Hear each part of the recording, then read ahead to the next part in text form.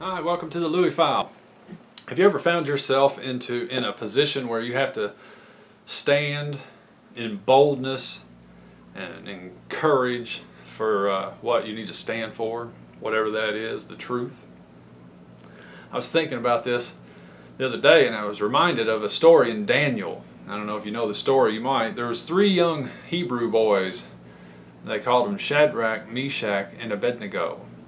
And at one point, the Nebuchadnezzar, the king of Babylon, had set up this image, and he was making every one of his subjects bow down and worship this image. Well, those three young Hebrew boys, they knew who the real God was, and they were not going to do it. They just simply weren't going to do it. So Nebuchadnezzar gets all mad, and he's in a rage, and he goes to these three young boys, and he tells them, look, you're going to have to do this at the sound of the bagpipes and the psaltery and all kinds of music to fall down and worship the image I've made. Now this is found in Daniel chapter 3. I'm in verse 15. It says, but if you do not worship, you will immediately be cast into the midst of a furnace of blazing fire. And what God is there who can deliver you out of my hands? See, he's full of himself. He thinks he's the man. Shadrach, Meshach, and Abednego replied to the king, O Nebuchadnezzar, we do not need to give you an answer concerning this matter.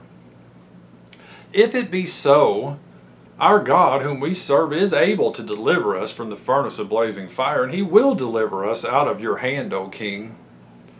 But even if he does not, let it be known to you, O king, that we are not going to serve your gods or worship the golden image that you have set up.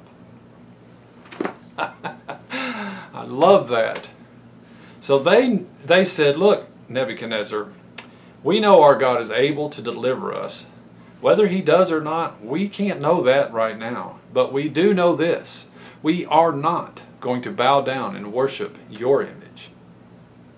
I love that. That's boldness, that's courage, that's confidence in God, who he is and his promises.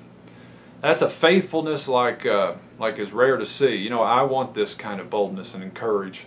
I want to be able to do that. And one way we do that is by shutting certain doors.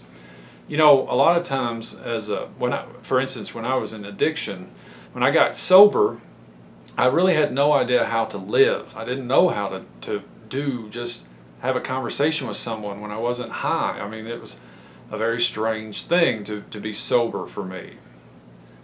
But I had determined one thing, and that is sobriety was the way I was going. Whatever that looked like or how it felt or what it meant in the long term, I had no idea whatsoever. But I did know what I wasn't going to do, and I wasn't going to the liquor store, and I wasn't going to the dealer.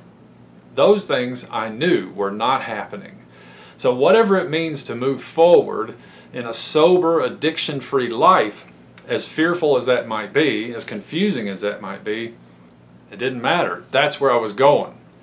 And it really is a walking out, stepping out in faith. It could be the same with the death of a loved one. You don't know how to go on without them. At the loss of a job. But you're not going to bow down to a false god. You're not going to worship and serve and sacrifice for something that simply isn't God. You're going to move forward by faith in boldness, and you're going to say, I know God can deliver me in whatever situation I'm in. Whether he does or not isn't really my concern. But I know I'm not going to do that. I'm not caving into that. I'm not giving into that temptation. I'm not compromising in that. So, be strong in the Lord and the power of his might today, and go out and take courage.